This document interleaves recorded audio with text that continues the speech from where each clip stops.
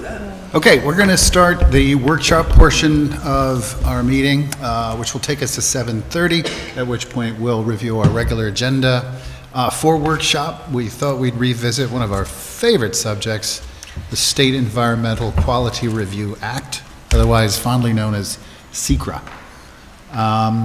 It's always good. We do a primer on this probably, once a year? Yeah. Yeah, so it seems timely. Because I'm sure every single one of us remembers all of the ins and outs and details of SEQRA. So, There'll be a quiz at the beginning and at the end. and at the end. So without further ado, All right, so I apologize. I'll circulate the PowerPoint to everybody after the meeting, but I was having some technical issues with connecting. So you'll just have to hear me talk without any visuals, so sorry for that. So we're here to talk about SEQRA. We're just going to go over the basics. We only have, obviously, 25 minutes or so. I could probably do a presentation for like 4 hours on SEQRA, but you don't want to hear that. Interestingly enough, this year is the 50th anniversary of SEQRA, of when the state legislature adopted Article 8 of the Environmental Conservation Law. So this is a big year for SEQRA nerds like me. what are you going to do to celebrate? Actually, there's a conference that's being put together up in Albany for the fall. Fantastic. So, That's going to be awesome. yeah. So all the SEQRA nerds will get together and talk about it. All right, so we're going to go over some basics. What is SEQRA? Why do we use it? And how do we use it? As I mentioned, it was initially adopted back in 1975. It's our 50th anniversary, and SEQRA requires all state and local agencies to assess the environmental effects of discretionary actions, so actions that involve some sort of discretion in approving before deciding to fund or approve that action. That is, unless the action is exempt from SEQRA. So there are certain types of projects that are exempt, and we'll talk about that. The purpose of SEQRA when applied, so first of all, we're supposed to incorporate consideration of environmental factors into your application review at the earliest time possible, and this is done in a couple different ways. First, you identify the environmental impacts and determine whether the application needs to be modified to avoid or mitigate those impacts. When applied effectively and as intended, SEQRA is really meant to be a tool for infusing environmental considerations into your decision-making to result in a better, more sustainable, and less impactful project. It also helps to identify the relevant area of concern so the project can be revised to address that concern. What's also important is that environmental factors need to be balanced with social and economic factors. So SEQRA is not just about the birds and the bunnies and the bees, right? It's about social and economic issues as well. In fact, environment is defined in SEQRA to include social and economic factors. So when we are talking about SEQRA, it's important to also remember that it's not the intent. Oh, sorry, I'm just flipping through my notes here a little bit too fast. It's not the intent that environmental factors are the sole consideration in reviewing an action. Courts have held that SEQRA is governed by a rule of reason, and that is balancing those environmental, social, and economic factors. So you may have a project that may have some direct wetland impacts, but the project provides a substantial amount of affordable housing, or the project will provide a fair number of jobs in an area that is really starving for jobs. So all of that gets balanced in your SEQRA review. Courts have also said that the lead agency doesn't need to investigate every single conceivable environmental problem. You use that rule of reason and your discretion to select which environmental issues are the ones that are relevant and the ones that need to be looked at. So when we're talking about compliance with SEQRA, we're talking about two buckets of things. We've got procedural compliance and we have substantive compliance. And procedural compliance, their strict compliance is required. So an example of that is for some of your larger projects that are classified as type 1, and we'll get into the nuts and bolts of what a type 1 action is versus a type 2 or an unlisted. But suffice it to say for now, type 1 projects are the larger projects. You have a requirement in SEQRA that a full environmental assessment form, so the longer environmental assessment form, needs to be used for a type 1 action. If a short form is used, courts have invalidated that SEQRA determination on that basis alone. So strict compliance with the procedural requirements is definitely important. And that's part of what, I'm here and Natalie here and John's here to help make sure that all of those requirements are met. For substantive compliance, that's where you're talking about whether you took a quote-unquote hard look. The cases talk about a hard look at the relevant environmental impacts. And this goes to the importance of creating a good record, which is the documents that are before you and the discussion that you have on every project, and we'll go into that a little bit more in a minute. So courts are going to look to see whether you've, in doing your hard look, whether you've identified the relevant areas of environmental concern. So what's relevant? Is it wetland impacts? Is it traffic? Is it steep slopes? Is it stormwater? That you took a hard look at those impacts that you've identified as relevant, and courts have defined hard look as a thorough investigation of the problems involved. So basic, not a rubber stamp.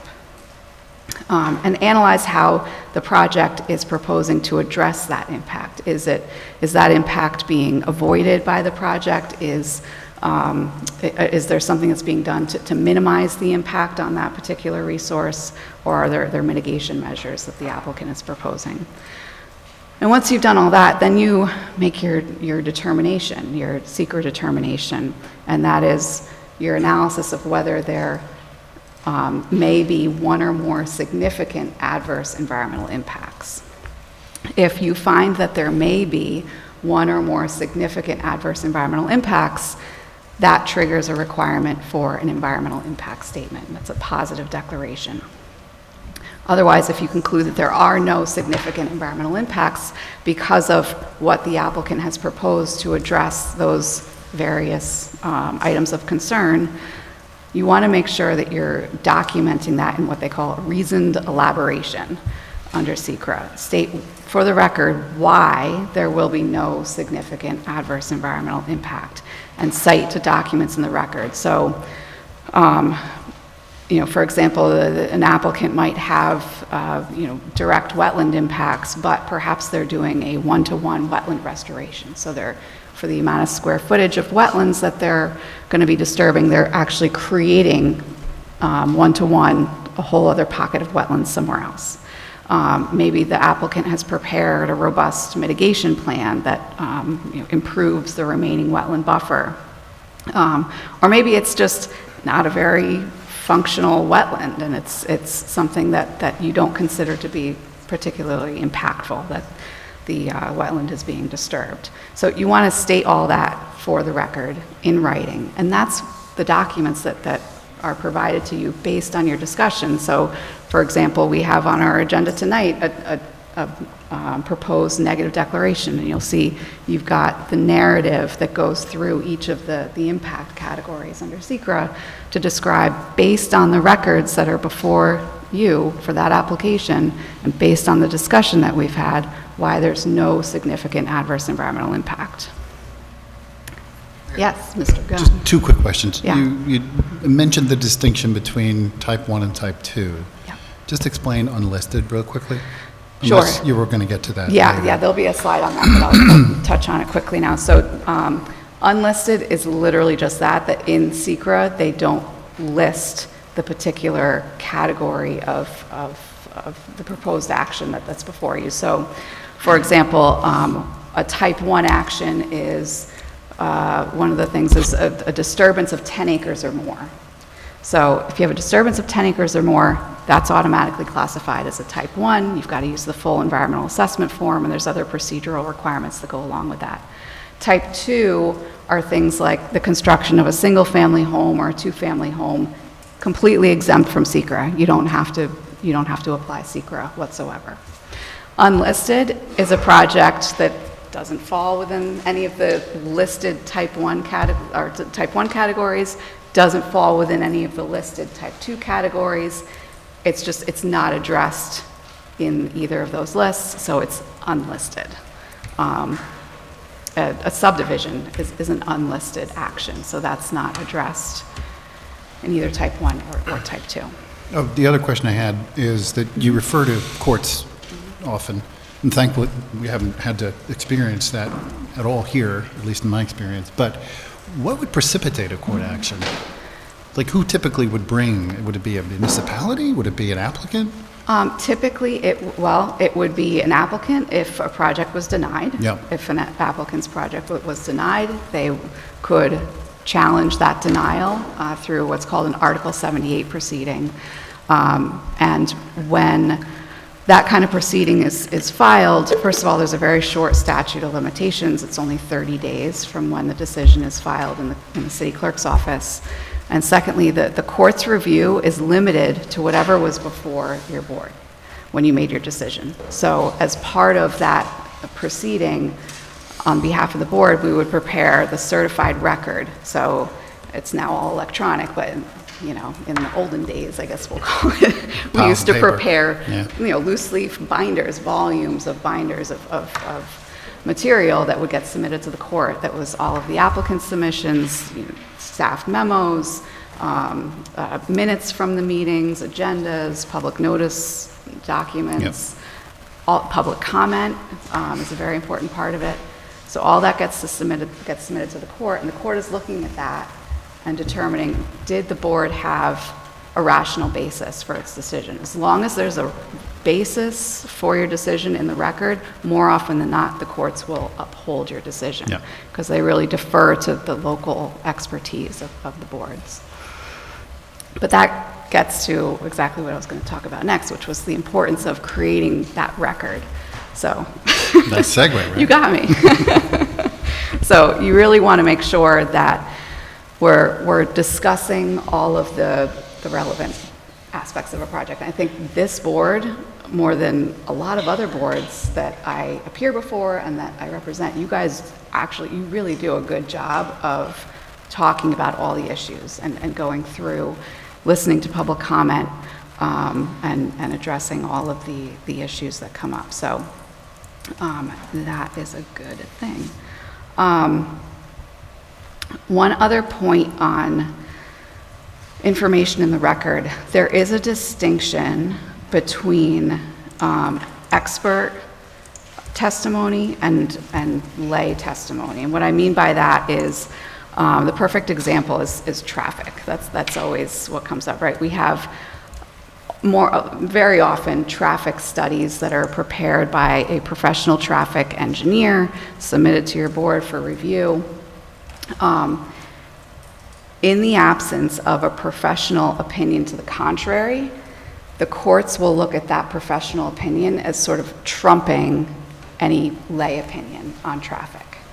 And this applies to any subject matter, but professional opinions will more often than not trump lay opinions.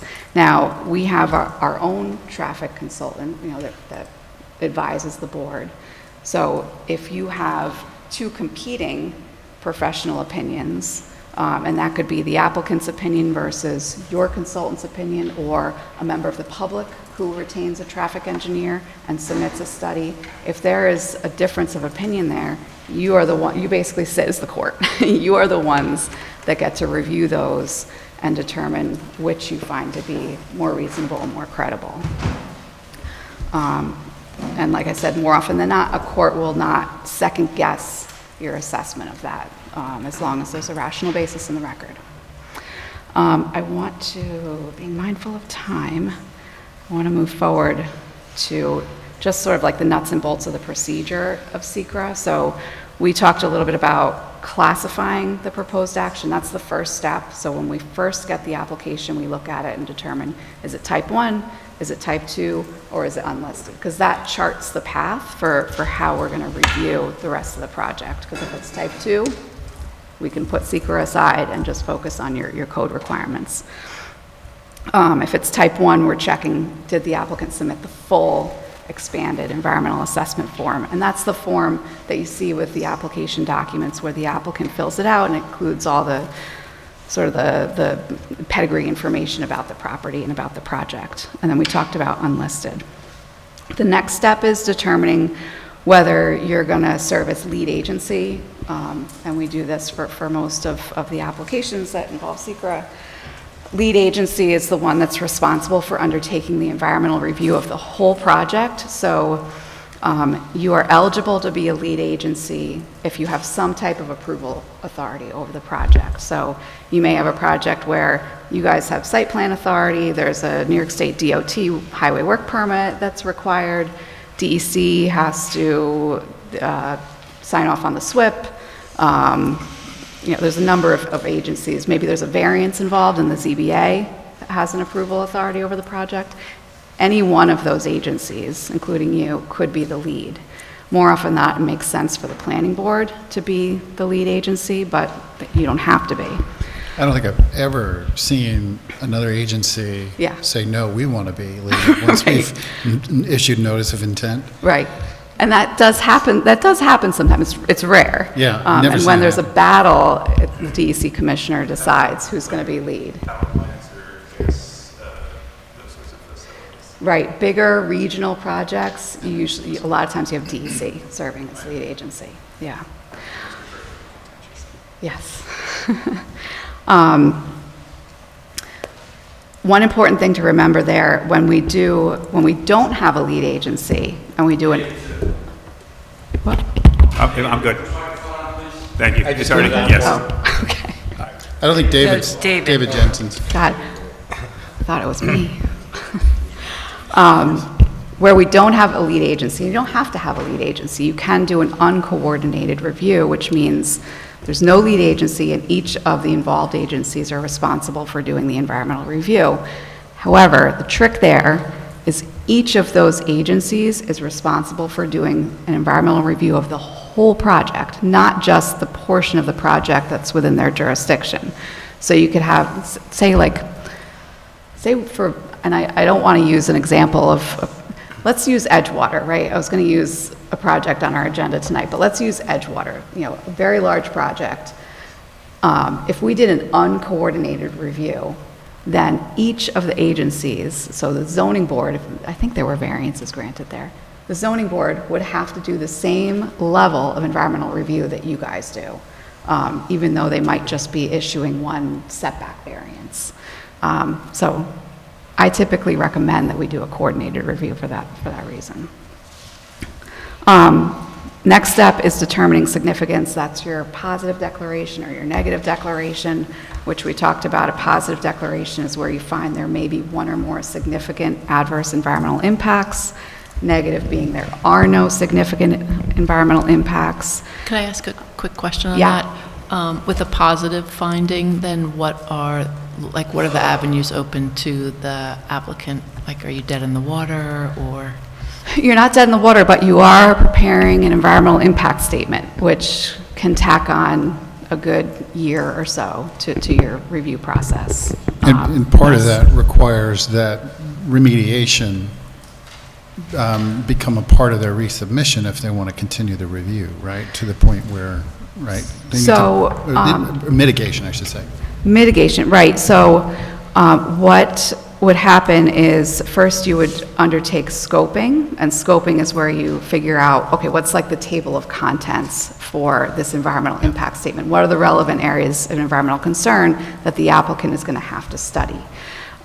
Then the applicant would go back and prepare the draft environmental impact statement, which analyzes each of those relevant areas of environmental concern. So there might be a traffic chapter, there might be a stormwater chapter, et cetera. As part of that, they would identify the mitigation measures that they're proposing to address that impact. Then it goes to public hearing once that draft environmental impact statement is determined to be complete, and being complete means the applicant has addressed all the items in the table of contents that we created in the scoping. After a public hearing, the applicant then prepares the final environmental impact statement, the FEIS. That's the document where the applicant's required to respond to all of the substantive comments received on the draft. So everything from the public hearing, all of the written comment memos from other agencies, every single issue gets responded to. And a lot of times there are changes to the project that occur as a result of that project, that process. One of the important parts about an environmental impact statement is it has to include alternatives, or a range of reasonable alternatives that are feasible for the applicant to pursue. So that could be, a less dense project. If an applicant is proposing multiple apartment buildings, maybe it's, putting all those units into one building and preserving open space, but maybe you have a taller building, things like that. And then at the end of the process, once the FEIS is found to be adequate and accurate and is accepted by the lead agency, the last piece of SEQRA, after you've issued a positive declaration, is a finding statement. That's sort of the capstone to the whole process. And that's where you provide your rationale for which of the alternatives that were studied in the environmental impact statement is the one that minimizes, avoids, and mitigates the identified impacts to the maximum extent practicable. Jennifer, can we jump back? Yeah. I think there's one key point that I see planning boards often kind of struggle to wrap their heads around, and it's the word substantial, right? Before we get to the pause deck, right? If you're at that point where you're making a decision whether a project should be a negative declaration or a positive declaration, you have to deem whether the impacts are substantial and adverse. And I feel like that substantial question is one of the areas where there's discretion or a lot of reasoning that needs to go into that, and I feel like that's where sometimes either public or applicants or planning board members maybe struggle, right, with classifying whether something is substantial or not substantial. Right, and it's a tricky question because what's significant in Beacon is not going to be significant in Buffalo. It changes. What is significant? Or in an urban setting versus a rural setting, Exactly. What, yeah. It's really specific to the context of even not only the community, but also where the project is within the community and what the project is. Can I just ask a question on that point? Because it always seems to come up around traffic where there's that kind of hard, fast number of 100 trips, or, that make it impactful. But it seems like it doesn't take context into account at all. And I'm wondering if there's any mechanism by which to apply context. Yeah, so that 100 trip sort of threshold is, I think it's DOT guidance. It's a guidance document either by DEC or DOT, where they've set that threshold as typically if you have less than 100 trips being added to an intersection, that's not going to rise to the level of being a significant impact. That might not necessarily be the case in every instance, but that's sort of just a general guideline, a general threshold, sort of a benchmark to use. Sorry, I've heard this 100 trips before, but it's just striking me. Within what time period? You typically look at the peak AM and the peak PM, That's what I thought. the peak periods.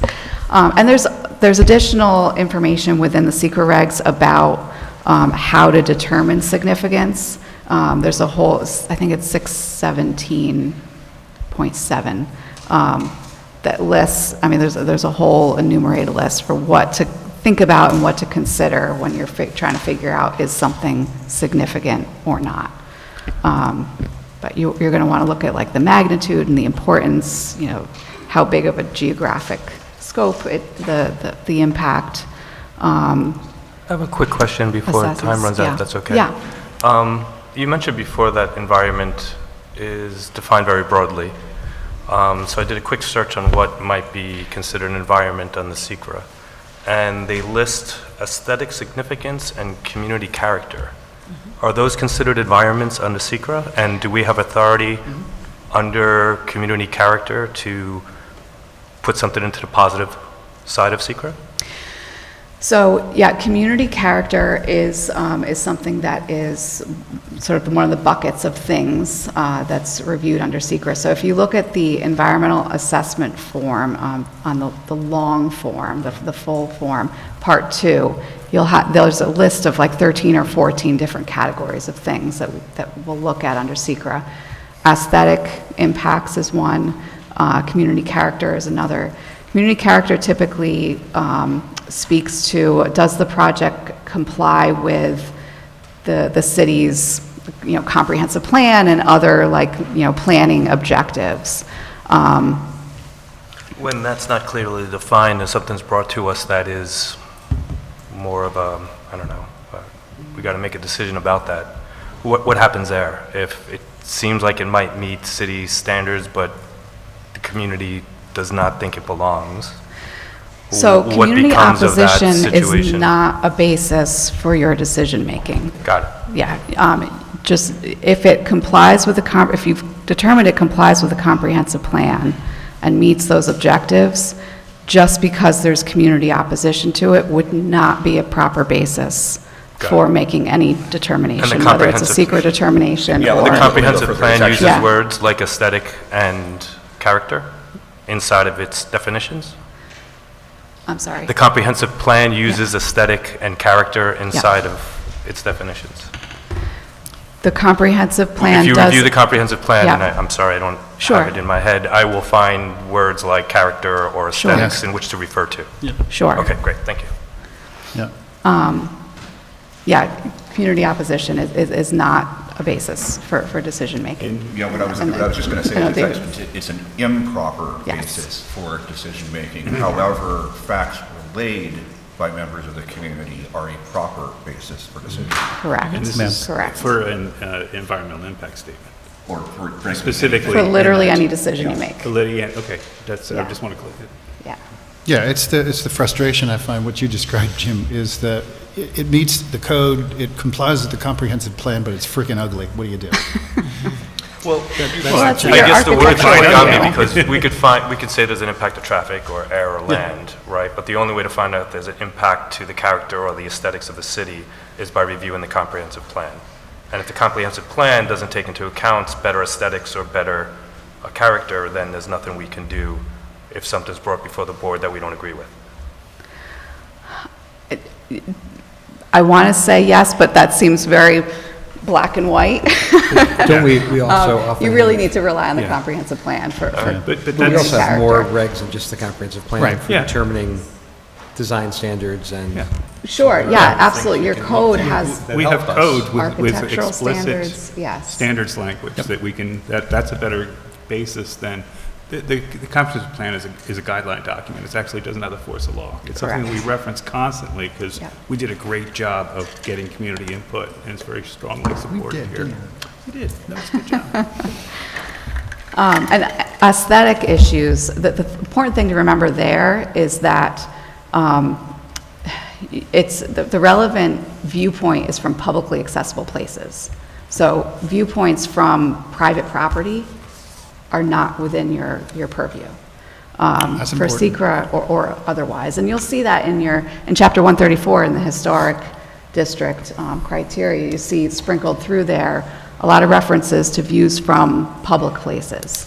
So that's an important thing to keep in mind as well. Thank you. Sure. Say that again? I'm joking. Super important point. It is. I think we're, There. let's keep going, another couple hours. I could keep going. I know. Don't threaten me with a You'll good be sharing time. that PowerPoint? Yeah, you're gonna circulate the PowerPoint to us? I will, yeah, and I'm great. sorry, I was having tech issues. Awesome. Yep. Thank you. You're welcome. Good primer. And yeah, we'll keep coming back to questions of secret. Seems to be the more involved, one of the more involved aspects of our reviews.